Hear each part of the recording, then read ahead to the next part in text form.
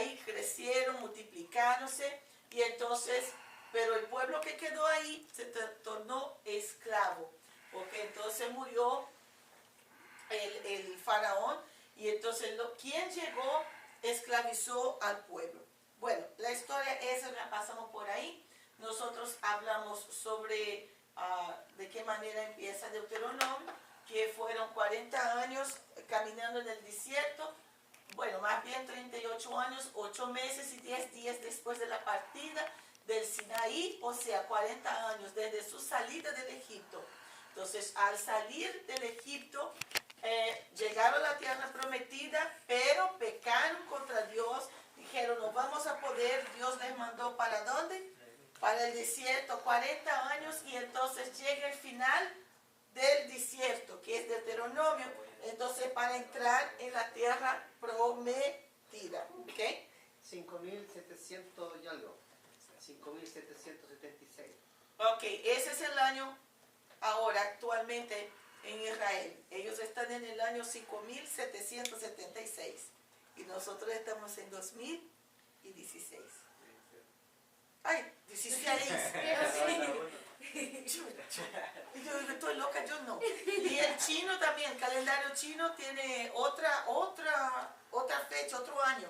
Entonces ves que cuando el año nuevo judío es diferente del chino y diferente de nosotros. Entonces es una confusión de calendario, pero ni modo.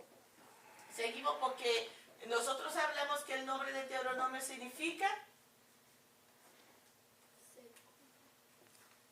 segunda ley o reiteración de la ley. ¿Por qué? ¿Qué pasó en Deuteronomio? El nombre mismo ya explica, ¿verdad? El nombre sí ya explica. Moisés, él va a hacer ¿qué? Él va a recordar al pueblo la ley que el pueblo recibió de parte de Dios mientras estaban ellos peregrinando. El Señor tenía que dar a ellos esa buena repasada. ¿Por qué? Porque la generación anterior cayó en un error muy grande. Entonces, para que la nueva generación no volviera a caer en el mismo error de sus padres, entonces era necesario una copia, digamos así, de la ley o repetición de las mismas leyes, pasada a la nueva generación, que era una generación muy diferente de la primera. La generación primera era bastante rebelde. Entonces miren lo que hablamos al principio, 70 personas entraron con Jacob, 603, 550 varones mayores de 20 años llegaron a Cades Barnea 2 años después de Egipto. ¿Se acuerdan que ellos estuvieron acampados en Cades Barnea y pasaron ahí un tiempo? Dios sentenció al pueblo ¿a cuántos años? 40 años. Cuando ellos estaban aquí, fueron a Canaán a ver qué pasaba. Entonces fueron a Canaán, volvieron aquí y dieron un reporte malo de la tierra. Ahora, se quedaron 2, Josué y Caleb. Entonces ya habían pasado 40 años cuando iban a entrar. Entonces fueron instruidos y ahí están los textos claves, que son Deuteronomio 10 y 11, que nosotros hablamos también. Tengo que recapitular un poquito. Lo que Dios requiere de su pueblo, que estuvimos hablando, y advertencia por la desobediencia. Amén. Entonces estuvimos viendo que se oye, la palabra oye se ve en la Biblia en el Deuteronomio 50 veces. Haz, guarda y cuida 177 veces. ¿Ok? ¿Qué nos enseña el pasaje acerca de Dios? Que Jehová es nuestro Dios, que Él es el único Dios vivo y verdadero, y eso tenía que estar bien fijado, bien metido en la cabeza de la nueva generación. Conocer la obra de Dios preparándonos para la conquista. Nosotros estuvimos hablando aquí sobre que no solamente Israel debería estar preparado para la conquista, sino todos nosotros preparándonos para conquistar, porque tenemos que estar preparados. No se conquista de cualquier manera, no se va a la guerra de cualquier manera, no hacemos nada si antes nos preparamos para poder hacerlo. Por ejemplo, para enseñar yo tengo que prepararme para traer la enseñanza. Si yo tengo que ir al supermercado, yo tengo que prepararme. ¿De qué manera? Llevando el dinero, vistiéndome, llevando el dinero y preparada para hacer lo que voy a hacer, que es comprar. Igual es en la vida de nosotros en relación a Dios, y era igualito en relación a Israel. Israel tenía que ser un pueblo separado, un pueblo conocedor de la ley de Dios, de la palabra de Dios. ¿Para qué? Para estar cerca de Dios. Nosotros somos así. Cuanto más conocemos la palabra, cuanto más nos acercamos a Dios, más temor tenemos a Dios. ¿Cómo así temor, pastora? Miedo de Dios, no. Respeto a la persona de Dios. Mira, si tú sabes que Dios está aquí a tu lado, seguramente que tú vas a tener el deseo, el miedo de hacer determinadas cosas o hablar determinadas cosas o hasta mismo pensar determinadas cosas, porque tú sabes que Dios está contigo. Las personas, por ejemplo, que respetan a los mayores de edad, o la persona que tiene un respeto sobre una autoridad, en relación a una autoridad, por ejemplo, claro que esa persona se va a prepararse y ponerse en una posición, porque no es que tiene miedo a esa persona, es porque le tiene de mucho respeto. Entonces es igual a Dios. Y Dios más todavía, porque a veces una persona de carne y hueso, tú la ves así, pero Dios, la Biblia dice, mira, que los ojos del Señor están buscando los fieles de la tierra. Dios está buscando, Dios no está mirando. Jesús dijo así, yo estaré con vosotros todos los días. En otras palabras, yo estoy acostado, el Señor nos cuida. Dice ahí en Salmo, Salmo número 3, dice que nosotros nos acostamos, el Señor nos mira, que le levantamos, el Señor nos mira. El salmista dijo, ¿para dónde iré de tu espíritu?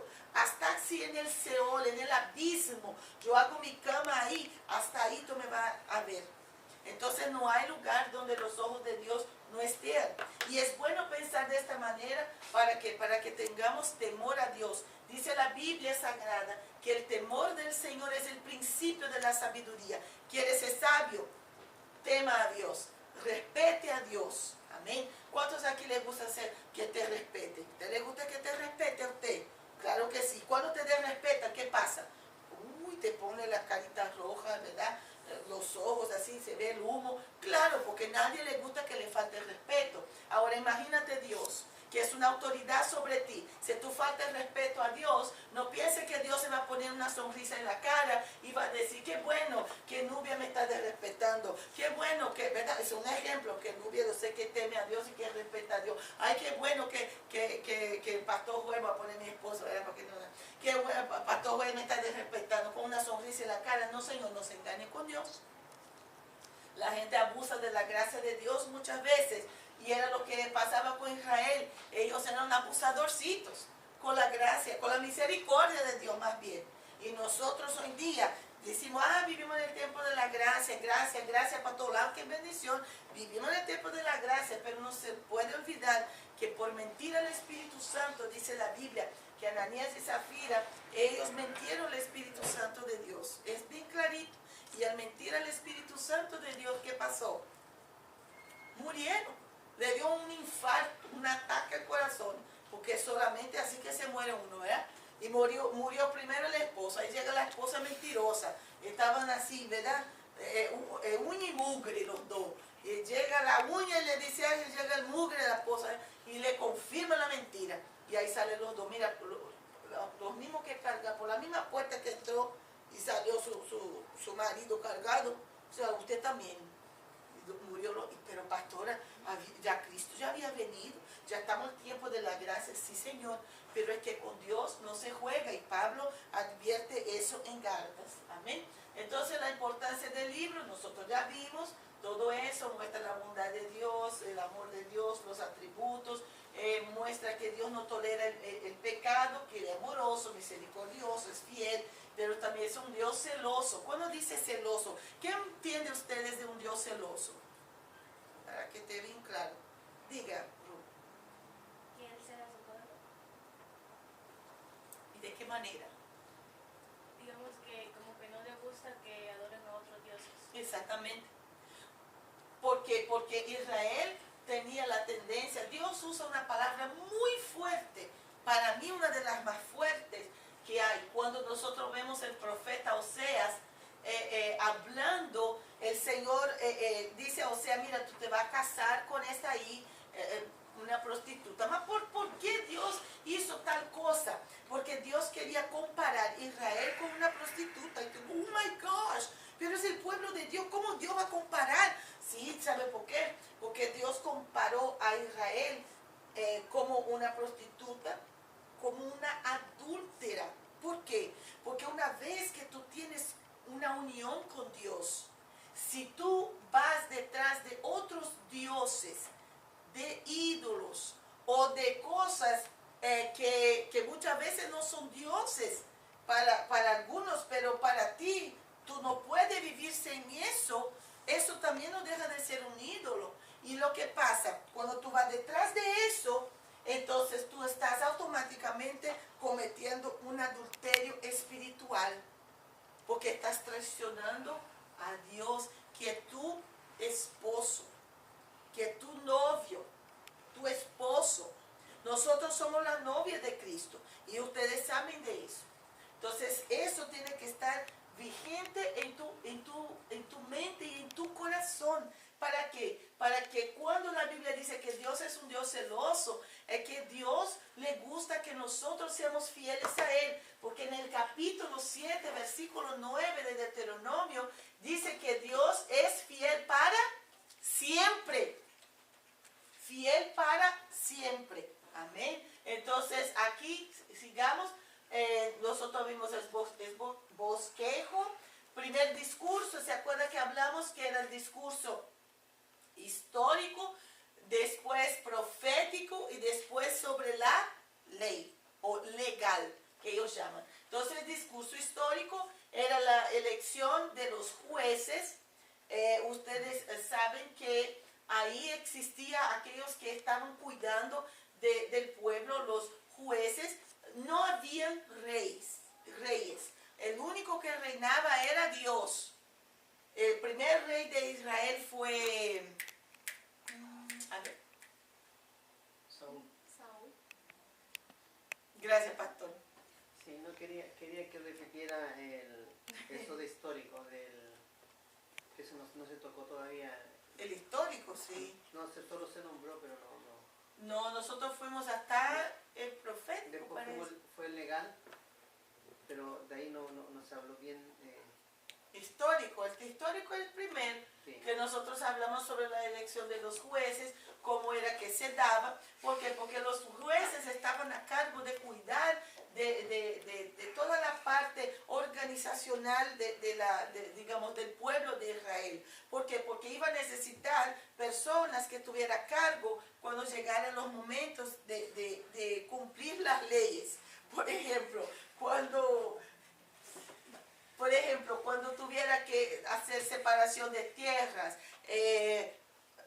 en el caso, por ejemplo, del divorcio, cosas así, que la Biblia también habla sobre eso. Entonces era necesario que tuviera jueces para estar a cargo de temas como estos. Entonces el propósito es recordar que Dios había multiplicado grandemente la descendencia de Abraham. Entonces, misión de los 12 espías. Nosotros ya sabemos, ya vimos, porque esa es la parte histórica, la parte de la narración, el castigo por la desobediencia, después los años en el desierto, después exhortación a la obediencia.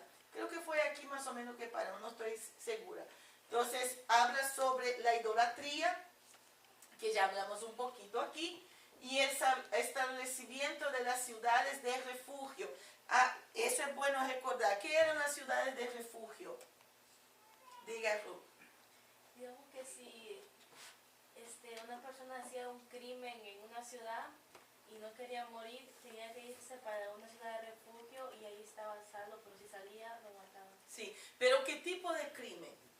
¿Se mataron a una persona porque quería matar o por un accidente? ¿Por venganza o algo así?